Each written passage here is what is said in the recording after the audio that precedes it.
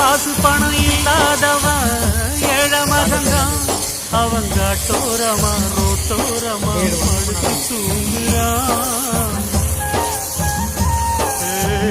சொத்து சொகம் உள்ளவனோ செல்வ மகன்தான்.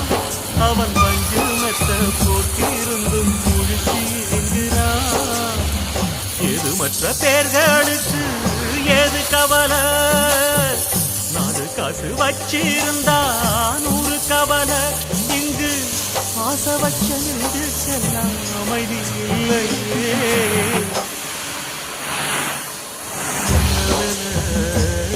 அது என்ன வேலை, மன நிம்மதிதா இங்கு என்ன வேலை. எந்த கடை அது எந்த கடை, அதை விற்கிறது இங்கு எந்த கடை. பணங்காசுதான் அள்ளி வீசிதான் அடடா அதுதான் கடையில் கிடைக்காதே. என்ன வேலை அது என்ன வேலை, மன நிம்மதிதான் இங்கு என்ன வேலை.